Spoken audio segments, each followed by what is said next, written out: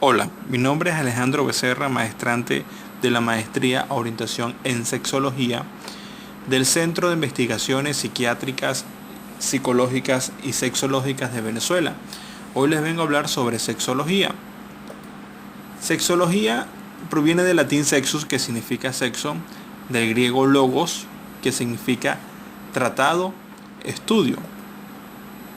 Para la Federación Latinoamericana de Sociedades de Sexología y de Educación Sexual, conceptualiza como la rama del conocimiento científico que estudia el sexo, sus procesos de desarrollo y alteraciones, y la función sexual, sus procesos y alteraciones.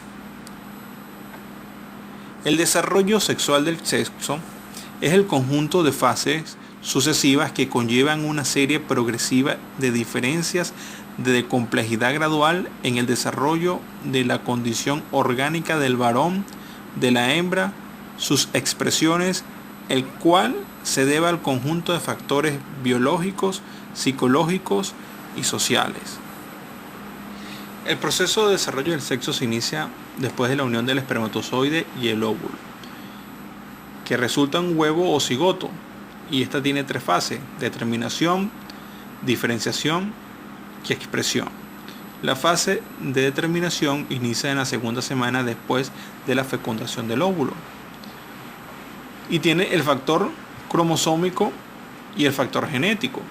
En el factor cromosómico posee 23 pares de cromosomas, 22 de ellos son iguales, y el número 23 está constituido de dos maneras: el XY o el XX, denominando el plan cromosómico del sexo. El factor genético, contamos que existen una gran cantidad de ellos que son importantes en la determinación del sexo. Dentro de los más importantes tenemos el COX9, el SRI, el DX1. Cuando la configuración es XX, se desarrollan ovarios, y cuando la configuración es XY, se desarrollan testículos.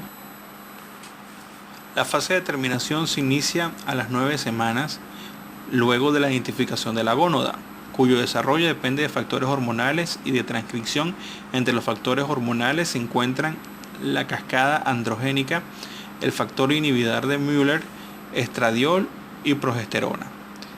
Dichas sustancias provocarán la diferenciación anatómica genital. Las células de Leydig presentes en la gónada testicular liberarán testosterona. Parte de esta se convertirá en dihidrotestosterona por acción de la 5-alfa reductasa, la cual actuará sobre el tubérculo genital, provocando la formación de pene, escroto, rafe y uretra. El resto de esta testosterona activará el desarrollo del conducto de Wolff, formando el epidimio, conductos deferentes, vesículas seminales y próstata. Las células de Sertoli presentes en la gónada testicular liberarán el factor inhibidor de Müller, impidiendo el desarrollo del conducto de Müller.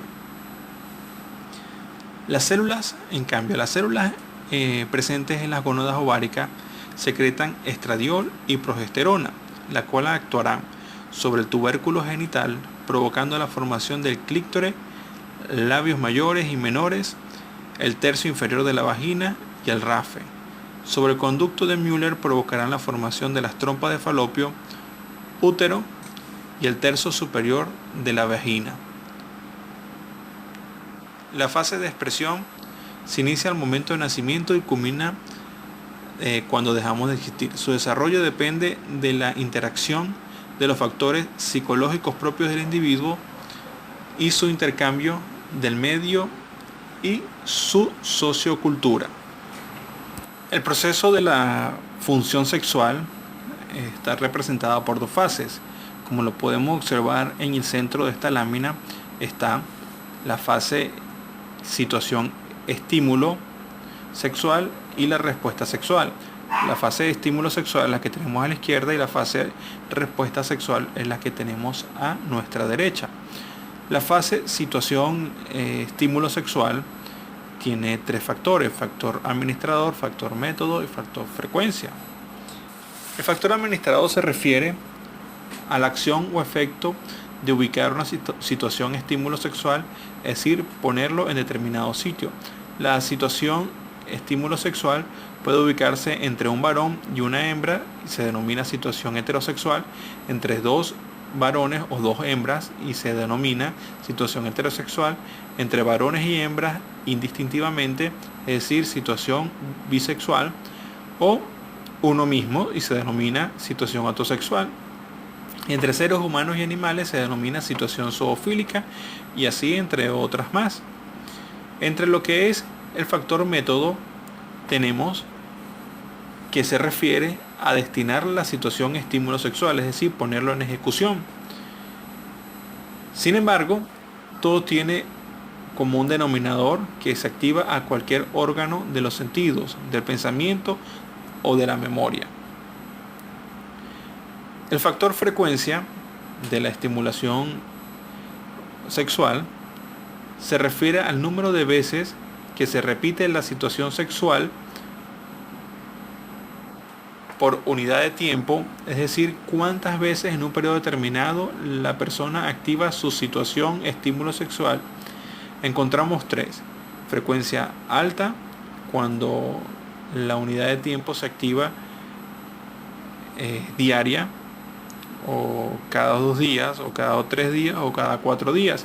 Frecuencia media, cuando es cada 5, 6, 7, 8 o 9 días. Y una frecuencia baja cuando es cada 10, 11, 12, 13 o 14 días. La fase de la respuesta sexual es más particular. Como acá podemos observar, tenemos una serie de factores importantes que van a ocurrir dentro de ese desarrollo sexual. Entonces tenemos cambios anatómicos, neurales, hormonales, vasculares y funcionales, que todo este compendio de cosas van a ir variando por algo bastante determinante, que van a ser el ambiente, el aspecto biológico, el aspecto psicológico y el aspecto social, que van a influir en este proceso de la función sexual. El desarrollo anatómico y biológico de los niños en el periodo diferenciado. El proceso de desarrollo diferenciado abarca desde el primer momento de nacimiento hasta aproximadamente los 11 a 13 años. Se caracteriza por el establecimiento de las diferencias morfológicas entre el hombre y la mujer, pero con similitud en las funciones de la unidad estímulo y respuesta sexual.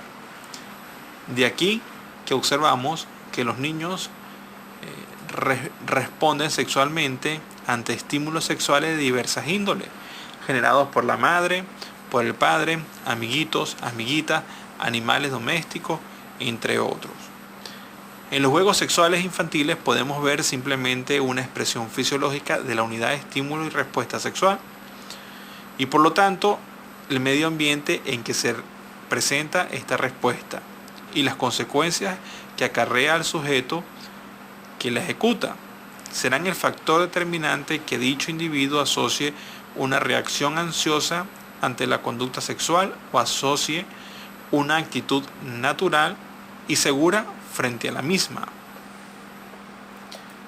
Entre las diferencias anatómicas, como podemos observar en la lámina, tenemos la piel se vuelve más grasosa y es común que aparezca el acné. En las mujeres crecen las mamas, se destacan los pezones, los genitales se engruesan, aparece el vello púbico, aumentan el grosor de los muslos. En los hombres pues aparece el vello facial, los hombros se ensanchan, el pene aumenta de tamaño y se oscurece, los testículos se agrandan, aparecen vellos públicos en las axilas y ahí existe un cambio en la voz. Órganos genitales femeninos internos. Los órganos internos se encuentran en la zona interna de la estructura tubular genital femenina. Se encuentran protegidos por los genitales externos que intentan protegerlos de alguna medida de las infecciones ginecológicas. Los elementos que componen los genitales internos son los siguientes: vagina, útero, cuello del útero, trompa de falopio y ovarios. La vagina es la única estructura de los genitales femeninos que juegan doble papel: reproducción y sexualidad. El primero porque es el sitio donde ocurre el contacto inicial de los espermatozoides, y el segundo porque es donde ocurre la penetración del pene para el disfrute sexual. El útero es uno de los órganos más importantes del aparato reproductor de la mujer porque es el sitio por donde pasan los espermatozoides. También es donde se implanta el embrión y se desarrolla el feto durante la gestación, más o menos 275 días dentro del útero. El cuello del útero es la porción fibromuscular interior del útero que se proyecta dentro de la vagina. Las trompas de falopio, por ellas viajan los espermatozoides para encontrarse con el óvulo. El ovario son homólogos a los testículos masculinos y se sitúan a ambos lados del útero. Su misión es almacenar los óvulos desde el momento de nacimiento y permite que se transformen los óvulos en óvulos maduros. Órganos genitales femeninos externos. Están compuestos por la vulva, labios mayores, labios menores, el clítoris y el himen. La vulva es un conjunto externo de los genitales femeninos formado por labios mayores, labios menores, el clítoris, la apertura de la uretra y la entrada de la vagina. Los labios mayores son los que confieren la vulva en su forma oválica típica. Los labios mayores en su parte superior se unen por encima del capuchón del clítoris y la parte inferior y se unen al peroné. Los labios menores se localizan dentro de los labios mayores y van a la capucha del clítoris hasta abajo de la vagina, rodeando los orificios de ella y la uretra. El clítoris es un pequeño órgano compuesto por tejido eréctil que tiene similitud con el pene masculino, porque también aumenta de tamaño y se endurece gracias al mayor aporte de la sangre, aunque es una escala menor. El himen es una capa delgada y frágil de tejido en el interior de los genitales femeninos. El tamaño y forma del himen varían mucho de una mujer a otra. La mayor parte de las mujeres no tienen himen ni ninguna otra estructura anatómica que le produzca dolor ni sangrado durante la primera relación sexual. Órganos genitales masculinos internos. Los órganos genitales masculinos internos no visibles están situados en el interior del cuerpo. Está formado por testículos, conductos deferentes, epidimio, conductos deferentes, vesícula seminal, conductos eyaculadores, próstata, glándula de Cooper y uretra. Los testículos son cuerpos ovoideos en números de 2 suspendidos por el cordón espermático en el saco escrotal. Son responsables de la producción de los espermatozoides y de la hormona testosterona. Conductos deferentes. Todos los conductos del testículo convergen en una estructura llamada red de Hayer o reste testi. De aquí llevan unos pequeños conductos llamados conductos deferentes que en número de 12 por testículo llevan a los espermatozoides al epidimio. Epidimio es un órgano que está cabalgando sobre cada uno de los testículos y funciona como una cámara de maduración y depósito de los espermatozoides. Los conductos deferentes consiste en un conducto que está rodeado de músculo liso que realizan un recorrido de unos 40 centímetros. Su proporción proximal está fuera en el escroto y la parte final llega a la vesícula seminal. La vesícula seminal son dos órganos accesorios ubicados detrás de la vejiga. La mucosa fabrica el 60% del líquido alcalino que sirve para neutralizar la acidez vaginal y actúa como vehículo de transporte de los espermatozoides. Los conductos eyaculadores ocurren un corto trayecto que sale de la vesícula seminal a través de la próstata para desembocar en la porción alta de la uretra. Próstata. Tiene forma y tamaño de una castaña y en ella produce el 40% del líquido seminal. Glándula de Cooper son dos pequeñas formaciones de tamaño de una arveja que se encuentra situado en los lados de la uretra. por debajo de la próstata, que también contribuye en el líquido seminal. La uretra es un largo conducto que constituye una vía común en el aparato urinario. Este cumple la función reproductiva en el hombre, al permitir el paso del semen desde las vesículas seminales hasta la próstata al momento del orgasmo. Órganos genitales masculinos externos. Tenemos el pene y el escroto. El pene está localizado por encima del escroto y los testículos. Está formado por 3 columnas de tejido eréctil, 2 cuerpos cavernosos y un cuerpo esponjoso. El cuerpo del pene rodea la úrea y está conectado al hueso púbico. El escroto es un saco ubicado en la región perineal, dentro del cual hay 2 compartimientos separados, donde cada uno contiene un testículo epidimio y la porción inicial de los conductos deferentes. La piel del escroto es más pigmentada y se cubre con los pelos al llegar a la pubertad. Conformación del género, elementos socioculturales. Bianco postula que durante el curso del desarrollo de cada individuo, la unidad estímulo-respuesta sexual va conformándose según la exigencia del medio sociocultural y según el particular historia de cada individuo en el aprendizaje. Por tanto, se debe evitar el conflicto y las posibles alteraciones patológicas. De ahí la importancia de los aspectos socioculturales. La ovogénesis es la formación de células sexuales femeninas llamadas óvulos, que tienen lugar en los ovarios superiores. La ovogénesis se lleva a cabo por medio de la mitosis y meiosis, partiendo de células germinales diploides. Tras 2 divisiones sucesivas, meiosis 1 y meiosis 2, se producen 4 células con caracteres hereditarios, recombinados y la mitad de la carga genética, como podemos observar en la diapositiva. El ciclo menstrual alcanza la pubertad. En el sexo femenino empieza el proceso de maduración de los óvulos, menarquía, 1 cada mes aproximadamente. Si el óvulo no es fecundado, comienza un proceso de destrucción y expulsión que concluye con una hemorragia. El conjunto de todos estos procesos se denomina ciclo menstrual y comprende todos aquellos sucesos que se dan entre una hemorragia, también llamado menstruación o regla. Y este está compuesto, suele ser dentro de 28 días en promedio. Está compuesto por 2 fases: fase folicular y fase lútea. La fase folicular tenemos que las hormonas de la hipófisis, FSH y LH, avisan a los ovarios que es el momento de comenzar la maduración de un óvulo. En cada ciclo de desarrollo, un solo óvulo.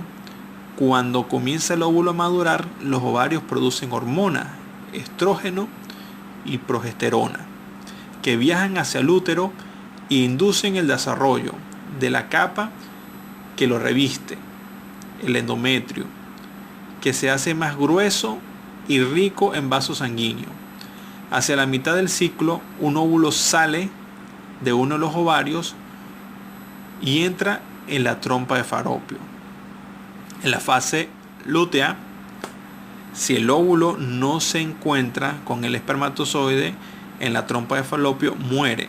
Puede durar de 1 a 3 días después de salir el ovario. Esto es lo que ocurre en la mayoría de los casos, bien porque no ha habido copulación o porque el espermatozoide no se ha encontrado con el óvulo. Aproximadamente 14 días después de la ovulación, los ovarios pueden dejar de producir hormonas y esto constituye la señal para que la capa que los recubre el útero, el endometrio, se desprenda y salga por la vagina al exterior, produciendo una hemorragia denominada menstruación.